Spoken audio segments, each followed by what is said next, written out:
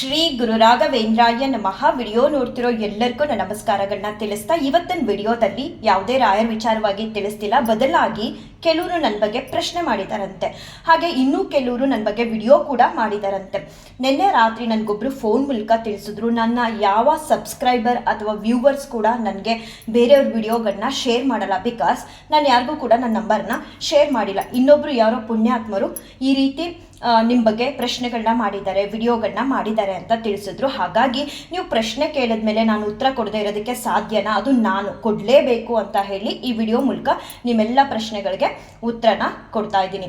ಮೊದಲನೇದಾಗಿ, ಇವತ್ತು ನನಗೆ ರಾಯರು ಮಾತಾಡು ಇಲ್ಲ ಅಂದರೆ ನಿಂದು ತಪ್ಪಾಗುತ್ತೆ ಅಂತ ಹೇಳಿದರೆ ಆ ಕಾರಣಕ್ಕೆ ಮಾತಾಡ್ತಿದ್ದೀನಿ ನಾನು ಅಂತ ಹೇಳಿ ವಿಡಿಯೋ ಮಾಡೋ ನಿಮಗೆ ನಿಮ್ಮ ವಿಡಿಯೋಗಳಲ್ಲಿ ನಿಮ್ಮ ವಿಚಾರಧಾರೆನ ಅಷ್ಟೇ ಶೇರ್ ಮಾಡಬೇಕು. ಅದನ್ನ ಬಿಟ್ಟು ವಿಡಿಯೋ ಕೊನೆಯಲ್ಲಿ ಹೋಗಿ ನಿಮ್ಮ ಕಣ್ಣಾರ ನೋಡಿ ಕಿವಿಯಾರೆ ಕೇಳಿಸ್ಕೊಳ್ಳಿ ಏನಂತ ಹೇಳಿದ್ದೀರಾ ಅಂದ್ಬಿಟ್ಟು ಹೋಗಿ ಬೇರೆಯವ್ರನ್ನ ಪ್ರಶ್ನೆ ಮಾಡಬೇಡಿ. ಎಲ್ಲವನ್ನು ಕೂಡ ನಾನು ಮಾತ್ರ ತಿಳ್ಕೊಂಡು ನಿಮಗೆ ತಿಳಿಸ್ತೀನಿ, ನನಗೆ ಮಾತ್ರ ಗೊತ್ತು. ಕೆಲವರು ಅಲ್ಲೂ ಬಿಟ್ಟಿದ್ದೆ ಇಲ್ಲೂ ಬಿಟ್ಟಿದ್ದೆ, ಹಾಗ ಆಶೀರ್ವಾದ ಆಯಿತು ಹೀಗ ಆಶೀರ್ವಾದ ಆಯಿತು, ನಾನು ಅಲ್ಲೋಗಿದ್ದೆ ಇಲ್ಲೋಗಿದ್ದೆ, ಹಾಗೆ ಪವಾಡ ಆಯಿತು ಅಂತ ಹೇಳಿ ಬೂಟಾಟಿಕೆ ಆಡ್ತಾರೆ ಅಂತ ಯಾಕೆ ನೀವು ಹೇಳಿಕೆ ಕೊಟ್ರಿ? ನಾನೊಬ್ಳು ರಾಯರ ಭಕ್ತೆ ಆದಮೇಲೆ ಆ ವಿಚಾರ ನನ್ನ ಕಿವಿಗೆ ಬಿದ್ದ ಮೇಲೆ ನಾನು ಬಂದು ಕಮೆಂಟ್ ಮಾಡೋ ಅಂಥ ಅವಶ್ಯಕತೆ ಏನಿದೆ? ಡೈರೆಕ್ಟ್ ಆಗಿ ನೀವು ಹೇಳಿರೋದನ್ನ ತಪ್ಪು ಅಂತ ಹೇಳಿ ವಿಡಿಯೋ ಮೂಲಕನೇ ತಿಳಿಸಿದ್ದಾಗ ಕಮೆಂಟ್ ಯಾಕೆ ಮಾಡಲಿ? ಅಕಸ್ಮಾತ್ ಕಮೆಂಟ್ ಮಾಡಿದರೆ ಅದನ್ನು ಜನರಿಗೆ ತೋರಿಸಿ, ಯಾರೋ ಈ ರೀತಿ ನನಗೆ ಏನಂತ ಪ್ರಶ್ನೆ ಮಾಡಿದ್ದಾರೆ ಅದನ್ನು ತಿಳಿಸ್ಬೇಕು. ಬರೀ ಬಾಯಲ್ಲಿ ಹೇಳೋದಷ್ಟೇ ಅಲ್ಲ, ಆ ಕಮೆಂಟ್ಗಳನ್ನ ಸ್ಕ್ರೀನ್ಶಾಟ್ ತೆಗೆದು ನಿಮ್ಮ ವಿಡಿಯೋ ಮೂಲಕ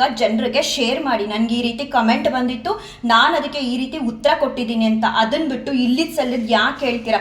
ಡೈರೆಕ್ಟಾಗಿ ವಿಡಿಯೋನೇ ಮಾಡಿದ್ದೀನಿ ಅಂದರೆ ಸಮಯ ಹಾಳು ಮಾಡ್ಕೊಂಡು ಬಂದು ನಿಮಗೆ ಕಮೆಂಟ್ ಮಾಡ್ತೀನಿ. ಆ ವಿಡಿಯೋ ಮೂಲಕನೇ ನಾನು ಏನು ತಿಳಿಸ್ಬೇಕಿತ್ತು ಅದನ್ನು ನೇರವಾಗಿ ತಿಳಿಸಿದ್ದೀನಿ. ಮತ್ತು ಇನ್ನೊಂದು, ರಾಯರ ಅನುಗ್ರಹ ಮಂತ್ರಾಲಯಕ್ಕೆ ಹೋದರೆ ಮಾತ್ರನ ಆಗೋದು? ಪಾಪ ನನ್ನ ಬಗ್ಗೆ ಅಷ್ಟೊಂದು ಕನ್ಸರ್ನ್ ತೊಗೊಂಡು ಯೋಚನೆ ಮಾಡಿದ್ದೀರಲ್ಲ, ಫಸ್ಟ್ ಆಫ್ ಆಲ್ ಅದಕ್ಕೆ ಒಂದು ಕಡೆಯಿಂದ ಥ್ಯಾಂಕ್ಸ್ ಅಂತ ಹೇಳ್ತೀನಿ ನಿಮಗೆ. ರಾಯರಿಗಿಂತ ನೀವು ದೊಡ್ಡವರ, ಯಾವಾಗ ಯಾರನ್ನ ಹೇಗೆ ಕರೆಸ್ಕೋಬೇಕು ಮಂತ್ರಾಲಯಕ್ಕೆ ಅಂತ ಅವ್ರಿಗೆ ತುಂಬ ಚೆನ್ನಾಗಿ ತಿಳಿದಿರುತ್ತೆ.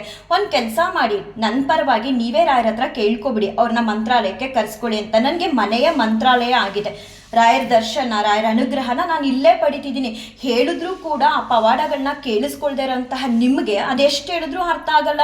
ರಾಯರ ಆಶೀರ್ವಾದನೇ ಹೂವಿಟ್ಟು ಬೀಳಿಸ್ತಾರೆ ಅಂತ ಹೇಳಿಕೆ ಕೊಡೋ ನಿಮಗೆ ಎಷ್ಟು ರಾಯರ ಆಶೀರ್ವಾದಗಳನ್ನ ನೋಡಿದ್ರೂ ಕೂಡ ಆ ಅನುಗ್ರಹನ ನಿಮಗೆ ಪಡ್ಕೊಳ್ಳೋದಕ್ಕೆ ಕೂಡ ಸಾಧ್ಯ ಇಲ್ಲ. ಯಾರಾದರೂ ರಾಯರ ಹೂನ ಇಟ್ಟು ಬೀಳಿಸಿದ್ರೆ ಅಂಥವ್ರು ಭಸ್ಮ ಆಗ್ಬಿಡ್ತಾರೆ, ಸುಟ್ಟು ಬೂದಿ ಮಾಡಿಬಿಡ್ತಾರೆ ರಾಯರು. ಆ ರೀತಿ ಯಾರಾದರೂ ಕೆಲಸ ಮಾಡಿದ್ರೆ ಅಂಥವ್ರನ್ನ ರಾಯರು ಉಳಿಸಲ್ಲ. ರಾಯರ ಹೆಸರು ಹೇಳಿ ಸತ್ಯ ಮಾರ್ಗದಲ್ಲಿ ಧರ್ಮದಿಂದ ಹೋಗ್ತಿರೋ ನನಗೆ ಸ್ವಲ್ಪ ಗತ್ತು, ದೌಲತ್ತು, ದರ್ಪ ಎಲ್ಲ ನಿಮ್ಮೆಲ್ರಿಗಿಂತ ಒಂದೆರಡು ಪಟ್ಟು ಜಾಸ್ತಿನೇ ಇದೆ ಅಂತ ನಾನು ಹೇಳ್ಕೊಳ್ತೀನಿ. ಮತ್ತೆ ಗುರುಸ್ತೋತ್ರದ ಬಗ್ಗೆ ನಿಮ್ಗೆ ಏನು ಗೊತ್ತು? ಯಾವುದೋ ಒಂದು ಪುಸ್ತಕದಲ್ಲಿ ಹೆಣ್ಮಕ್ಳು ಓದಬಾರ್ದು ಅಂತ ಬರೆದಿದ್ದಾರೆ ಅನ್ನೋ ಕಾರಣಕ್ಕೇನೆ ಅದನ್ನೇ ಒಂದು ಹೈಲೈಟ್ ಆಗಿ ಮಾಡಿ ವಿಡಿಯೋ ಮಾಡ್ತಿರಲ್ಲ. ಹೋಗಿ, ನಾನಂತೂ ಮಂತ್ರಾಲಯಕ್ಕೆ ಹೋಗಿಲ್ಲ, ಯಾಕಂದರೆ ನನ್ನ ಮನೆಯ ಮಂತ್ರಾಲಯ ಆಗಿದೆ. ರಾಯರು ಯಾವಾಗ ಹೇಗೆ ಕರ್ಸ್ಕೋಬೇಕು ಅಂತ ಅವ್ರಿಗೆ ಗೊತ್ತು. ಅವ್ರು ಕರ್ಸ್ಕೊಂಡಾಗ ನಿಮಗಂತೂ ಪರ್ಸ್ನಲ್ ಆಗಾದರೂ ನಿಮ್ಮ ನಂಬರ್ನ ಕೊಟ್ಟರೆ ವಿಡಿಯೋ ಮಾಡಿ ಶೇರ್ ಮಾಡೇ ಮಾಡ್ತೀನಿ. ಹೋದಾಗ ನೀವು ಮಂತ್ರಾಲಯಕ್ಕೆ ಸುಬೇದೇಂದ್ರ ತೀರ್ಥರನ್ನ ಕೇಳಿ, ಹೆಣ್ಮಕ್ಳು ಗುರುಸ್ತೋತ್ರನ ಹೇಳಬೇಕಾ ಹೇಳ್ಬಾರ್ದಾ ಅಂತ. ಯಾವುದೋ ಒಂದು ಬುಕ್ಕಲ್ಲಿ ಯಾರೋ ಒಬ್ರು ಪ್ರಿಂಟ್ ಮಾಡಿದ್ದಾರೆ ಅನ್ನೋ ಕಾರಣಕ್ಕೆ ಹೇಳ್ದವ್ರನ್ನೆಲ್ಲ ಖಂಡನೆ ಮಾಡೋದು ಎಷ್ಟು ಸರಿ? ಮತ್ತೆ ಗುರುಸ್ತೋತ್ರದ ಮಹಿಮೆ ಎಷ್ಟು ಅಂತ ನಿಮ್ಗೆ ಏನಾದರೂ ತಿಳ್ಕೊಂಡಿದ್ದೀರಾ? ಈ ಪ್ರಪಂಚದಲ್ಲಿ ಆ ಸ್ತೋತ್ರಕ್ಕೆ ಇರುವಂತಹ ಮಹಿಮೆ ಅಷ್ಟಿಷ್ಟಲ್ಲ. ನೀವು ಯಾವುದೇ ಒಂದೊಂದನ್ನ ಪಡ್ಕೋಬೇಕಂದ್ರೂ ಅದಕ್ಕೆ ಬೇಕಾಗಿರುವಂತಹ ಸ್ತೋತ್ರಗಳನ್ನ ಹೇಳಬೇಕು. ಆದರೆ ಗುರುಸ್ತೋತ್ರ ಆ ರೀತಿ ಅಲ್ಲ. ಗುರುಸ್ತೋತ್ರದಲ್ಲಿ ಒಂದರಲ್ಲೇ ಎಲ್ಲವೂ ಕೂಡ ನಮ್ಮ ಬದುಕಿಗೆ ಏನೆಲ್ಲ ಬೇಕೋ ಅದನ್ನೆಲ್ಲವನ್ನು ಕೂಡ ರಾಯರು ಅನುಗ್ರಹ ಮಾಡ್ತಾರೆ. ಹಾಗೆ ನಾನು ಯಾರ ಬಗ್ಗೆನೂ ಕೂಡ ವಿಡಿಯೋಗಳಲ್ಲಿ ಬೇರೆಯವ್ರ ವಿಚಾರನ ಮಾತಾಡಿಲ್ಲ. ಯಾರು ಹೇಳ್ತಿದ್ದೀರಾ ಅಂಥವ್ರು ಕಣ್ಣನ್ನು ಅಗಲವಾಗಿ ಬಿಟ್ಟು ಕಿವಿನ ಸ್ವಲ್ಪ ದೊಡ್ಡದು ಮಾಡಿಕೊಂಡು ಕೇಳಿಸ್ಕೊಡಿ. ನನ್ನ ವಿಡಿಯೋಗಳಲ್ಲಿ ನನಗಾಗ್ತಿರುವಂತಹ ಅನುಭವಗಳನ್ನೇ ಶೇರ್ ಮಾಡಿದ್ದೀನಿ ಹೊರತು ಬೇರೆಯವ್ರ ಬಗ್ಗೆ ಉಸಿರು ಕೂಡ ನಾನು ಎತ್ತಿಲ್ಲ. ಮತ್ತು ನಾವೊಬ್ಬರು ರಾಯರ ಭಕ್ತರಾಗಿ ರಾಯರನ್ನ ಪೂಜಿಸ್ತಿರುವಾಗ ಯಾರೋ ಒಬ್ಬರು ರಾಯರಿಗೆ ಹೂಗಳನ್ನ ಹಂಗೆ ಹಾಕ್ತಾರೆ ಹಿಂಗೆ ಹಾಕ್ತಾರೆ ಆಡಂಬರ ಅಂತ ಹೇಳಿದಾಗ ಮಾತಾಡದೇ ಇರೋಳು ನಾನಂತೂ ಅಲ್ವೇ ಅಲ್ಲ. ಆ ಕಾರಣಕ್ಕೆ ಮಾತಾಡಿದೆ. ಅದು ಎಲ್ಲಿಂದ ಎಲ್ಲೆಲ್ಲೋ ಹೋಯ್ತು. ಹೋದ ಮೇಲೆ ನಾನು ಬೇಡ, ಎಲ್ಲವನ್ನು ರಾಯರ ಪಾದಕ್ಕೆ ಹಾಕ್ಬಿಟ್ಟು ನನ್ನ ಪಾಡಿಗೆ ನಾನು ಇದ್ದೀನಿ. ಒಬ್ರನ್ನ ಚಿಲ್ಡ್ರೆ ಅಂತ ಹೇಳಿದ್ಮೇಲೆ ಆ ಚಿಲ್ಡ್ರೆ ಜನದ ಸವಾಸ ಎಷ್ಟು ಬಾರಿ ಅಂತ ಮಾಡೋದಕ್ಕೆ ನೀವು ಇಷ್ಟಪಡ್ತೀರಾ? ನೀವು ಬಂದ ಅಲ್ವಾ, ನೀವು ನೋಟ್ ಅಲ್ವಾ, ಮತ್ತೆ ಯಾಕೆ ಕಾಲು ಕೆರ್ಕೊಂಡು ಚಿಲ್ಡ್ರೆ ಜನರ ಸವಾಸಕ್ಕೆ ಬರ್ತೀರಾ? ನನ್ನ ಮನೆ ಪೂಜೆ ನಾನು 2 ಗಂಟೆಗೆ ಹೇಳ್ತೀನೋ 3 ಗಂಟೆಗೆ ಹೇಳ್ತೀನೋ ನಾನು ಹೇಳೋದೇ ಇಲ್ವೋ, ನನ್ನ ಮನೆ ಉದ್ಧಾರಕ್ಕೋಸ್ಕರ ನನ್ನ ಉದ್ಧಾರಕ್ಕೋಸ್ಕರ ಮಾಡ್ಕೋತಿದ್ದೀನಿ. ನಿಮ್ಮ ಉದ್ಧಾರಕ್ಕಂತೂ ನಾನು ಮಾಡೋದು ಇಲ್ಲ. ನಿಮ್ಮಂಥವ್ರಿಗೋಸ್ಕರ ಒಳ್ಳೇದಾಗ ಒಳ್ಳೇದಾಗ್ಲಿ ಅಂತ ನಾನು ಕೇಳೋದು ಇಲ್ಲ, ಬದಲಾಗಿ ಕೇಳೋದು ರಾಯರೇ ಅಂಥವ್ರಿಗೆ ನೀವು ಸರಿಯಾದ ರೀತಿಲಿ ಬುದ್ಧಿ ಅನ್ನೋದನ್ನ ಕೊಡಿ, ಪಾಠ ಅನ್ನೋದನ್ನ ಕಲಿಸಿ ಅಂತ. ಯಾಕೆ ಸರಿಯಾದ ರೀತಿಲಿ ಅಂದರೆ, ಈಗ ಅನ್ಕೋಬಹುದು ರಾಯರೇ ನನಗೆ ಇವ್ರು ಹಿಂಗೆ ಮಾಡ್ತಿದ್ದಾರೆ, ನೀನು ಇದೇ ಥರ ಏಟ್ ಕೊಡಬೇಕು ಅಂತ. ಆದರೆ ರಾಯರ ಆ ಥರ ಅಲ್ಲ, ಅದಕ್ಕೆ ಬದಲಾಗಿ ಬೇರೆ ರೀತಿಲಿ ಅವ್ರದ್ದೇ ಆದ ರೀತಿ ಅಂತ ಇರುತ್ತೆ, ಹಾಗೆ ಬುದ್ಧಿ ಅನ್ನೋದನ್ನ ಕಲಿಸ್ತಾರೆ. ಆ ಕಾರಣಕ್ಕೆ ನಾನು ಯಾವಾಗಲೂ ರಾಯರಿಗೆ ನಾನು ಹೋಗಲ್ಲಪ್ಪ, ನಿಮಗೆ ಕಂಪ್ಲೇಂಟ್ ಅಂತ ಮಾಡ್ತಿದ್ದೀನಿ, ಅದನ್ನು ನೀವು ಸ್ವೀಕಾರ ಮಾಡಿ ಅದಕ್ಕೆ ಒಂದು ಆ್ಯಕ್ಷನ್ ಅಂತ ತಗೊಳ್ಳಿ ಅಂತ ಹೇಳ್ತೀನಿ. ಅಷ್ಟು ನಾನು ರಾಯರ ಜೊತೆ ಕನೆಕ್ಷನ್ ಅನ್ನೋದನ್ನ ಬೆಳೆಸ್ಕೊಂಡಿದ್ದೀನಿ. ನೀವು ಕೂಡ ಬೆಳೆಸ್ಕೊಂಡು ಯಾರ ಬಗ್ಗೆ ಕಂಪ್ಲೇಂಟ್ ಮಾಡಬೇಕೋ ಮಾಡಿ, ರಾಯರ್ ಏನಾದರೂ ನಿಮಗೆ ರಿಯಾಕ್ಷನ್ ಕೊಟ್ಟರೆ ಅದನ್ನು ಸ್ವೀಕಾರ ಮಾಡಿ, ಖುಷಿನೇ ಅಲ್ವಾ? ಅದನ್ನೆಲ್ಲ ಬಿಟ್ಟು ಈ ಚಿಲ್ಡ್ರೆ ವಿಚಾರಕ್ಕೆ ಯಾಕೆ ಬರ್ತೀರಾ? ನಾನೇನಾದರೂ ನಿಮ್ಮ ವಿಚಾರಕ್ಕೆ ಬರ್ತಿದ್ದೀನಿ, ಅದೇನು ಅಷ್ಟು ಪ್ರೀತಿ ನನ್ನ ಮೇಲೆ, ಒಂದು ಚಿಲ್ಡ್ರೆ ಜನರು ಅಂಥವ್ರು ಸವಾಸ ಬಿಟ್ಬಿಡಿ, ಅವ್ರನ್ನ ಬಿಟ್ಟಾಕಿ ಅಂತ ಹೇಳಿದ್ಮೇಲೆ ನಾನೇನಾದರೂ ನಿಮ್ಮ ವಿಚಾರಕ್ಕೆ ಬಂದಿದ್ದೀನ? ನೀವು ಯಾಕೆ ಪದೇ ಪದೇ ನನ್ನ ವಿಚಾರಕ್ಕೆ ಬಂದು ಇಷ್ಟು ಮಾತಾಡಿಸ್ಕೊಳ್ತಿರೋ ನನಗಂತೂ ಗೊತ್ತಿಲ್ಲ. ಅದೆಲ್ಲ ನಿಮ್ಗೆ ಒಳ್ಳೇದು ಅಂತ ಅನ್ಸುತ್ತಾ? ಅದು ಕೂಡ ನನಗೆ ಗೊತ್ತಿಲ್ಲ. ರಾಯರೇನಾದರೂ ಲೋಕ ಕಲ್ಯಾಣ ಕಾರ್ಯನ ನನ್ನ ಕೈಲಿ ಮಾಡಿಸ್ಬೇಕು ಅಂತ ನಿಶ್ಚಯ ಮಾಡಿದರೆ ಕಾದು ನೋಡಿ.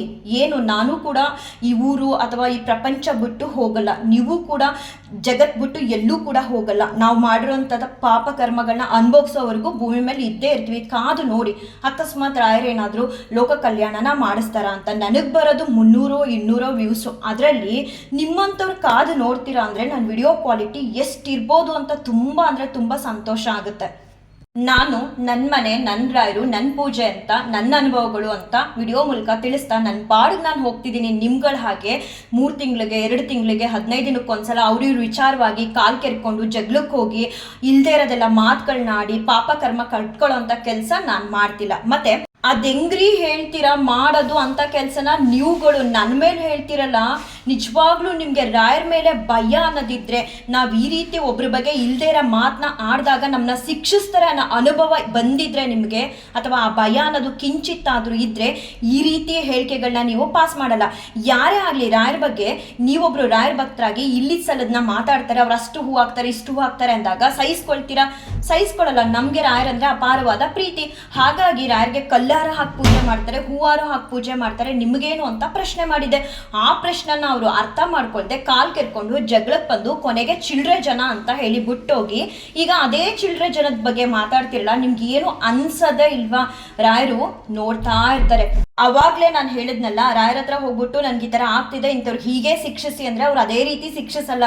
ನೋಡ್ತಾರೆ ಯಾವ ರೀತಿ ಅವ್ರದೇ ಆದ ಒಂದು ರೀತಿ ನೀತಿ ಅನ್ನೋದಿರುತ್ತೆ, ಅದೇ ಪ್ರಕಾರ ನಿಮಗೆ ಯಾರು ನಾನು ನೀವು ಅವರು ಇವ್ರು ಅಂತಲ್ಲ, ರಾಯರ ಹೆಸರು ಹೇಳಿ ಒಂದು ಧರ್ಮದಲ್ಲಿ ಇಟ್ಕೊಂಡು ಆ ಧರ್ಮನ ಪಾಲನೆ ಮಾಡದೆ ಇಲ್ಲದ ಸಲ್ಲದ ಮಾತಾಡ್ತಾರೋ ಅಂಥವ್ರಿಗೆ ಅವ್ರದೇ ಆದ ರೀತಿ ಶಿಕ್ಷೆ ಅನ್ನೋದನ್ನ ಕೊಟ್ಟೇ ಕೊಡ್ತಾರೆ. ಕಾಯ್ದು ನೋಡ್ಬೇಕಷ್ಟೆ. ಮತ್ತೆ ನಮ್ಮನೇಲಿ ರಾಯರು ಕೊಡ್ತಿರೋ ಅಂಥ ಆಶೀರ್ವಾದದ ಬಗ್ಗೆ ಯಾರಿಗೆಲ್ಲ ಡೌಟ್ ಇದೆ, ನಾನು ಓಪನ್ ಆಗಿ ಹೇಳ್ತಾ ಇದ್ದೀನಿ, ಅಂಥವ್ರು ಬುಧವಾರ ನೈಟೇ ನಮ್ಮ ಮನೆಗೆ ಬಂದು ಹಾಲ್ಟ್ ಇರ್ಬೋದು. ಬೆಳಗಿನ ಜಾವನೇ ನಮ್ಮ ಮನೇಲಿ ಪೂಜೆ ಮಾಡೋದ್ರಿಂದ ಲೈವ್ ಆಗಿ ನಮ್ಮ ಜೊತೆನೆ ಕೂತ್ಕೊಂಡು ನೀವು ಕೂಡ ರಾಯರ ಸೇವೆಯಲ್ಲಿ ಭಾಗಿಯಾಗಿ ರಾಯರ್ ಮಾಡುವಂಥ ಆಶೀರ್ವಾದನ ಕಣ್ಣಾರ ನೋಡಿ ನಿಮಗೆ ಬರ್ತಿರೋಂಥ ಡೌಟ್ಗಳನ್ನ ಕ್ಲಿಯರ್ ಮಾಡ್ಕೊಡಿ. ಹಾಗೆ ನಿಮ್ಗೇನಾದರೂ ನಮ್ಮ ಮನೆ ಅಡ್ರೆಸ್ ಆ ಥರ ಬೇಕು ಅಂತ ಅನ್ಸಿದ್ರೆ ಬರಬೇಕು, ಇದು ಸತ್ಯನ ಏನು ಮಾತಾಡ್ತಿದ್ದೀರಾ, ರಾಯರ ಆಶೀರ್ವಾದ ಕೊಡಲ್ಲ, ಯಾರು ಕೊಡ್ತಾರೆ ಅಂತ ನಮಗೆ ಚೆನ್ನಾಗಿ ಗೊತ್ತು, ಹೂ ಇಟ್ಬಿಟ್ಟು ಬೀಳಿಸ್ತಾರೆ ಅಂತ ಅಂಥವ್ರಿಗೆ ಸ್ಪೆಷಲ್ ಆಗಿ ನಾನು ಹೇಳ್ತಾ ಇರೋದು. ನಿಮ್ಮ ಫೋನ್ ನಂಬರ್ನ ನನಗೆ ಮೇಲ್ ಮಾಡಿ ನಮ್ಮ ಮನೆ ಅಡ್ರೆಸ್ನ ಸೆಂಡ್ ಮಾಡ್ತೀನಿ. ಬಂದು ರಾಯರ ಪೂಜೆಯಲ್ಲಿ ಭಾಗಿಯಾಗಿ ರಾಯರ ಆಶೀರ್ವಾದ ಮಾಡ್ತಾರಾ ಇಲ್ವಾ ಅನ್ನೋದನ್ನ ನಿಮ್ಮ ಕಣ್ಣಾರ ನೋಡಿ. ಯಾಕ್ರಿ ರಾಯರ ಬಗ್ಗೆ ನೀವೊಬ್ರು ಭಕ್ತರಾಗಿ ಇಲ್ಲಿ ಸಲ್ಲದನ್ನ ಮಾತಾಡ್ತೀರಾ? ರಾಯರೇ ಏನೋ ಒಂದು ಪವಾಡ ಮಾಡಿದ್ದಾರೆ, ಅವ್ರ ಆಶೀರ್ವಾದ ಮಾಡ್ತಿದ್ದಾರೆ ಅಂದರೆ ಅದನ್ನು ಒಪ್ಕೊಳ್ಳೋಂಥ ಮನಸ್ಥಿತಿನೇ ನಿಮ್ಗಿಲ್ವಲ್ಲ. ಮತ್ತೆ ರಾಯರ ಭಕ್ತರಾಗಿ ಇನ್ನೊಬ್ಬ ಭಕ್ತರಿಗೆ ನೀನು ತಾನು ಅಂತ ಮಾತಾಡ್ತಾರ? ಎಷ್ಟು ಸಂಸ್ಕಾರ ಅನ್ನೋದನ್ನ ರಾಯರು ನಿಮಗೆ ಕೊಡ್ತಿದ್ದಾರೆ, ಅಥವಾ ರಾಯರು ಕೊಟ್ಟಿರುವಂಥ ಸಂಸ್ಕಾರನ ನೀವು ಯಾವ ರೀತಿ ಉಪಯೋಗ ಮಾಡ್ಕೊಳ್ತೀರಾ? ದಯವಿಟ್ಟು ಇವ್ಯಾವುದೂ ಕೂಡ ಒಳ್ಳೇದಕ್ಕಂತೂ ಅಲ್ವೇ ಅಲ್ಲ. ಹೌದು, ನನಗೆ ದರ್ಪ ದೌಲತ್ತು ಗತ್ತು ಎಲ್ಲ ಸ್ವಲ್ಪ ಜಾಸ್ತಿನೇ ಇದೆ, ಯಾಕಂದ್ರೆ ನ್ಯಾಯವಾಗಿ ಧರ್ಮದಿಂದ ರಾಯರ ಪಾದ ಹಿಡಿದು ಬದುಕ್ತಾ ಇದ್ದೀನಿ. ಆ ಕಾರಣಕ್ಕೆ ಹಾಗೆ ಒಬ್ರು ಕಮೆಂಟ್ ಮೂಲಕ ಕೇಳಿದ್ರು, ನವರಾತ್ರಿಲಿ ದೇವಿನ ಪೂಜಿಸೋದು ಹೇಗೆ ಅಂತ. ತುಂಬಾ ಸಿಂಪಲ್ ಆಗಿ ಹೇಳ್ಕೊಡ್ತೀನಿ. ನಿಮ್ಗೆ ಇಷ್ಟ ಇದ್ರೆ ಕಳಸ ಕೂಡ 9 ದಿನದವರೆಗೂ ಇಟ್ಟು ಪೂಜೆನ ಮಾಡ್ಬೋದು. ಇಲ್ಲ ಕಳಸ ಎಲ್ಲ ನಾವು ಇಡಲ್ಲ ಅನ್ನೋದಾದ್ರೆ ತಾಯಿ ಚಾಮುಂಡೇಶ್ವರಿ ಅಮ್ಮನವ್ರ ಫೋಟೋನ ಒಂದ್ ಕಡೆ ಇಟ್ಟು ಪೀಠದ ಮೇಲೆ ಪ್ರತಿನಿತ್ಯ ಬೆಳಿಗ್ಗೆ ಸಂಜೆ ದೀಪಗಳನ್ನ ಹಚ್ಚಬೇಕು. ತುಪ್ಪದಿಂದನೇ ದೀಪನ ಹಚ್ಚೋದ್ರಿಂದ ಬಹಳ ಶ್ರೇಷ್ಠ, ಮತ್ತೆ ದೇವಿಗೂ ಕೂಡ ತುಂಬಾ ಇಷ್ಟ ಆಗುತ್ತೆ. ಹಾಗೆ ಪರಿಮಳವಾದ ಹೂಗಳನ್ನ ಬೆಳಿಗ್ಗೆ ಸಂಜೆ ದೇವಿಗೆ ಸಮರ್ಪಣೆ ಮಾಡಬೇಕು, ಅಂದ್ರೆ ಮುಡಿಸ್ಬೇಕು. ಜೊತೆಗೆ ನೈವೇದ್ಯಕ್ಕೆ ಅಂತ ಹಣ್ಣು, ಡ್ರೈ ಫ್ರೂಟ್ಸು, ಕಲ್ಸಕ್ಕರೆ ಈ ರೀತಿ ಏನ್ ಬೇಕಾದ್ರೂ ಇಡ್ಬೋದು. ಬೆಳಿಗ್ಗೆ ಮತ್ತೆ ಸಂಜೆ ಎರಡೂ ಟೈಮ್ ಕೂಡ ನೈವೇದ್ಯ ಮಾಡಲೇಬೇಕು. ಹಾಗೆ ಬೆಳಿಗ್ಗೆ ಮತ್ತು ಸಂಜೆ ಎರಡೂ ಟೈಮ್ ಕೂಡ ದೇವಿಗೆ ಆರತಿನ ತುಪ್ಪದ ಬತ್ತಿಯಿಂದ ಮಾಡಲೇಬೇಕು. ಇದ್ರ ಜೊತೆಗೆ ಶ್ಲೋಕ ಅನ್ನೋದಾದರೆ ನೀವು ದುರ್ಗಾ ಸ್ತೋತ್ರನ ಹೇಳ್ಕೊಬೋದು, ಲಲಿತಾ ಸಹಸ್ರನಾಮನ ಹೇಳ್ಕೊಬೋದು. ಲಲಿತಾ ಸಹಸ್ರನಾಮ ಕಲ್ತಿಲ್ಲ, ನಮಗೆ ಬರಲ್ಲ ಅಂದರೆ ಫೋನಲ್ಲಿ ಹಾಕ್ಬಿಟ್ಟು ದೇವಿ ಮುಂದೆ ಕೂತ್ಕೊಂಡು ಕೇಳಿಸ್ಕೊಳ್ಳಿ. ಇಲ್ಲ ಖಡ್ಗಮಾಲಾ ಸ್ತೋತ್ರನ ನೀವು ಹೇಳ್ಕೊಬೋದು. ಹೇಳ್ಕೊಂಡು ದೇವಿ ಹತ್ರ ನಿಮ್ಮ ಇಷ್ಟಾರ್ಥಗಳನ್ನ ಬೇಡ್ಕೋಬೋದು. ಅದೆಲ್ಲದಕ್ಕಿಂತ ಹೆಚ್ಚಾಗಿ ಈ ನವರಾತ್ರಿಲಿ ನಮ್ಮೊಳಗಡೆ ಅಡಗಿರುವಂತಹ ನರಕಾಸುರನ ಭಸ್ಮ ಮಾಡ್ಕೋಬೇಕು. ನಾನು ನಂದೆ ನನ್ನಿಂದನೆ ಅಂತ ಕೆಲವೊಂದು ಕೆಟ್ಟ ಗುಣಗಳು ತುಂಬಿ ತುಳುಕ್ತಿರುತ್ತೆ. ಆ ಗುಣಗಳೆಲ್ಲ ನನ್ನಿಂದ ದೂರ ಮಾಡು ದೇವಿ ಅಂತ ಬೇಡ್ಕೊಂಡು ಅವ್ರಿಗೆ ಸೇವೆನ ಸಲ್ಲಿಸಿದಾಗ 9 ದಿನ ಕೂಡ ನಿಮಗೆ ಅನುಗ್ರಹ ಅನ್ನೋದನ್ನ ತಾಯಿ ಚಾಮುಂಡೇಶ್ವರಿ ಅಮ್ಮನವರು ಮಾಡ್ತಾರೆ. ಹಾಗೆ ಈ ವಿಡಿಯೋ ಕೊನೆಯಲ್ಲಿ ಒಂದು ಮಾತು ಹೇಳೋದಕ್ಕೆ ಇಷ್ಟಪಡ್ತೀನಿ. ನಾನು ಯಾವ ವಿಚಾರಕ್ಕೂ ಹೋದವಳಲ್ಲ, ಹೋಗೋದೂ ಇಲ್ಲ. ಯಾಕಂದರೆ ರಾಯರು ನನಗೆ ಆದ ಕೆಲವೊಂದು ರೀತಿ ನೀತಿ ನಿಯಮಗಳನ್ನ ಮಾಡಿದ್ದಾರೆ. ಅದಕ್ಕೆ ಬದ್ಧವಾಗಿ ನಾನು ಜೀವನನ ನಡೆಸ್ತಿದ್ದೀನಿ. ಅದೂ ಮೀರಿ ನನ್ನ ಬಗ್ಗೆ ಇಲ್ಲಿ ಸಲ್ಲದನ್ನ ಬಾಯಿ ಬಂದಂಗೆ ವಿಡಿಯೋ ಮಾಡೋದಕ್ಕೆ ಒಂದು ಕಂಟೆಂಟ್ ಮಾಡಿಕೊಂಡು ಮಾತಾಡ್ತಿದ್ದೀರಾ ಅಂತ ಅಂದರೆ ಭಗವಂತನ ಸತ್ಯವಾಗ್ಲೂ ಹೇಳ್ತಿದ್ದೀನಿ, ಅವ್ರ ಸಾಕ್ಷಿಯಾಗ್ಲೂ ನಿಮ್ನ ಯಾರನ್ನೂ ಕೂಡ ಭಗವಂತ ಅಂದರೆ ರಾಯರು ಕ್ಷಮಿಸೋದಿಲ್ಲ. ಅವ್ರು ಯಾವ ರೀತಿ ನಿಮಗೆ ಬುದ್ಧಿ ಅನ್ನೋದನ್ನ ಕಲಿಸ್ಬೇಕೋ ಆ ರೀತಿ ಕಲಿಸ್ತಾರೆ. ಏನ್ ಮೇಡಮ್, ಮಂತ್ರಾಲಯಕ್ಕೆ ಹೋದ್ರೆ ಮಾತ್ರನ ಮಂತ್ರಾಲಯದ ಬಗ್ಗೆ ತಿಳ್ಕೊಳ್ಳೋಕ್ಕೆ ಸಾಧ್ಯ ಆಗೋದು, ಇಲ್ಲಾಂದ್ರೆ ಏನು ತಿಳ್ಕೊಳ್ಳೋಕ್ಕೆ ಸಾಧ್ಯ ಇಲ್ವಾ? ಏನು ಮಂತ್ರಾಲಯದವ್ರಿಗೆ ಗೊತ್ತಿಲ್ಲದೆ ಶಾಪ್ಗಳನ್ನ ಇಟ್ಟಿರ್ತಾರ? ನಿಮಗೆ ತಿಳಿಸಿದಾರ ಶಾಪ್ ಇಟ್ಟಿರೋರು ನಾವು ಮಂತ್ರಾಲಯಕ್ಕೆ ಗೊತ್ತಿಲ್ಲದೆ ಶಾಪ್ಗಳನ್ನ ಇಟ್ಟು ಇಲ್ಲಿ ಬಿಸ್ನೆಸ್ ಮಾಡ್ತಿದ್ದೀವಿ ಅಂತ? ಮಂತ್ರಾಲಯದವ್ರ ಗಮನಕ್ಕೆ ಬಂದೇ ಇರಲ್ವಾ ಇಲ್ಲಿ ಏನೇನು ಸೇಲ್ ಆಗ್ತಿದೆ ಅಂತ? ಎಲ್ಲಿದ್ದೀರಾ ನೀವು?